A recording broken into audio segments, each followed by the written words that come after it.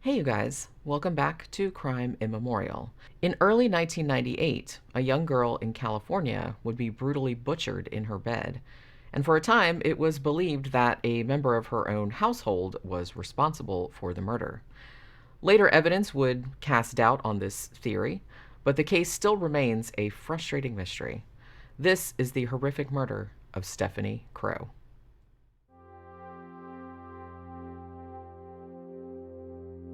At 6:30 a.m. on the morning of January 21st, 1998, an alarm clock went off in the bedroom of 12-year-old Stephanie Crowe, who lived in Escondido, California, with her family. After several minutes of the clock buzzing loudly throughout the house, the girl's grandmother went to Stephanie's room to see why she wasn't up yet. Horrifyingly, the bloodied body of the 12-year-old was lying in the open doorway of her bedroom. It appeared that the girl had been stabbed 9 times while she was still in her bed, then had attempted to crawl to her bedroom door for help before she succumbed to blood loss. Because there was no sign of forced entry into the house, police initially focused their attention on members of the girl's immediate family and confiscated all of their clothing for testing. Additionally, authorities separated Stephanie's parents from their other children, 14-year-old Michael and 10-year-old Shannon, who were taken into protective custody and questioned about the crime without their parents' consent and without an attorney present. From the beginning, investigators were suspicious of the teenage Michael, who appeared distant and allegedly unconcerned about his sister's death, reportedly playing a handheld video game while the rest of the family reacted with anguish to Stephanie's murder. They were also skeptical of Michael's account of his movements that night. He claimed that he had awoken at 4:30 a.m. with a headache and had gone down the hall to get a painkiller, but had not seen his sister's body at that time. Detectives were doubtful that Michael could have completely missed seeing her, as his bedroom was right across the hall from hers, and she was lying very clearly in the open doorway of her own room. Michael Crowe was subjected to an intense, several-hour interrogation, in which officers informed him that Stephanie's blood had been found in his room, that a clump of his hair had been found clutched in her hand, and that the computer voice stress analyzer utilized during the questioning demonstrated that he was being deceptive. None of these allegations was true, but California law does allow for interrogating investigators to lie to suspects in order to elicit a confession. After a full day's session, Michael was returned to the Polinsky Children's Center, where he and his younger sister were being held. Then, the following day, he was brought back for further interrogation. After many more hours, Michael Crowe finally cracked and told police that he must have killed his sister because of all the purported evidence that he had done so, though he told them that he couldn't remember doing it and was unable to provide specific details. At the encouragement of law enforcement, Michael wrote an apology letter to his sister and informed detectives that he had killed her because he was jealous of her for being more popular and better at everything than he was. It didn't help that Michael was an introverted kid who wore black, liked video games and fantasy literature, and had written a story in which a character named Odinrath was plotting to kill his sister. Partly due to his demeanor, police seemed adamant that he was the culprit, and apparently went to ridiculous lengths to fit the 14-year-old into their narrative of the crime.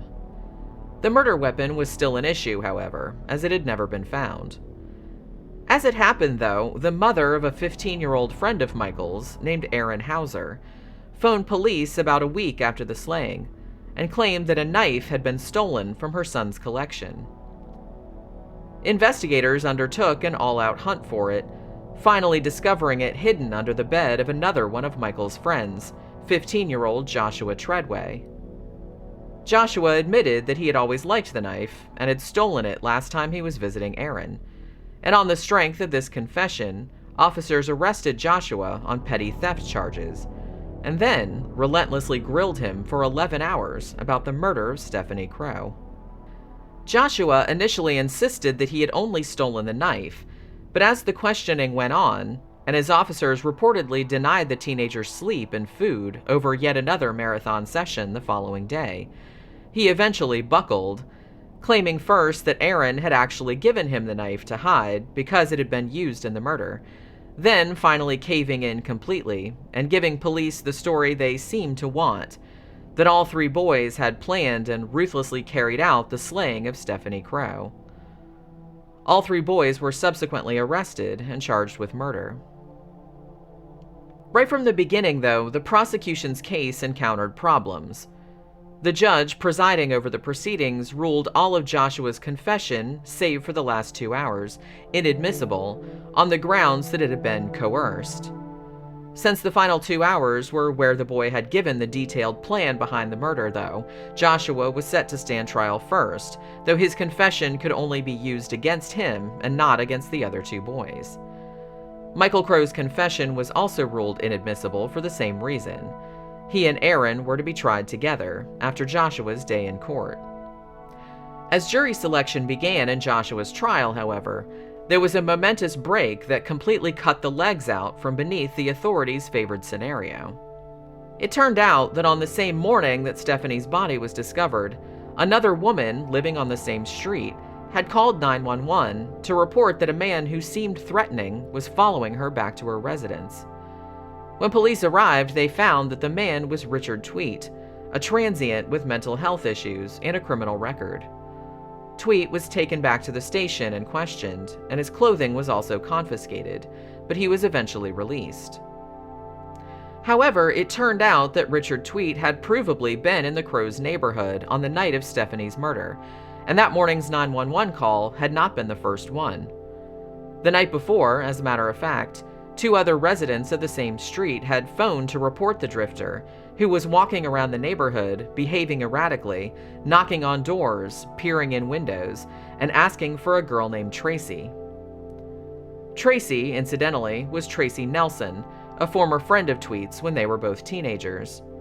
Tuite had apparently fallen deeply in love with Tracy, but she hadn't felt the same way, and he had become so enraged at her gentle refusal of him that she had been obliged to cut off all contact because she had begun to fear him. One caller to 911 on the night Stephanie was killed even alleged that Tuite was in the middle of the street, shouting to no one that, "I'll kill you, you fucking bitch." Not only that, but a police officer who had come to investigate the disturbances had actually pulled into the Crowe's driveway at about 10 p.m. and had seen the laundry room door to their house closing, but didn't find it prudent to investigate. The family had told authorities that they were actually in the habit of leaving the laundry room door unlocked, and suggested that the killer could have entered through this door without having to break in. Though a cursory examination of Richard Tuite's clothing on the day of his arrest hadn't yielded anything unusual, a more thorough analysis revealed 3 drops of Stephanie's blood on Tuite's red sweatshirt, as well as a tiny amount on the white t-shirt he had been wearing underneath it. Tuite was arrested for Stephanie's murder, and a sheepish police department released traumatized teenagers Michael Crowe, Aaron Hauser, and Joshua Treadway. 2 of the boys' families would eventually sue the police department over the affair and would be awarded a substantial sum in 2011, more than $7 million to the Crowes and $4 million to the Hausers. The Treadway family had abandoned the lawsuit years prior. Richard Tuite was convicted of voluntary manslaughter in the Stephanie Crowe case in 2004 and was sentenced to 13 years, though because he had attempted to escape from custody prior to his trial, he was reapprehended after only a few hours. He was saddled with an additional 4 years. Had that been the end of the story, the Stephanie Crowe homicide would be considered a solved case, but more twists and turns were yet to come. In 2011, the manslaughter charge was overturned on appeal, with the judge citing the lack of physical evidence tying Tuite to the crime and several other factors. A retrial was ordered, which commenced in 2013. At the second trial, the prosecution leaned heavily on the fact that Richard Tuite was demonstrably less than 500 yards from the Crowe house on the night of the murder, had been behaving in a frightening and violent manner, according to numerous witnesses, and likely could have entered the Crowe's home through an unlocked door.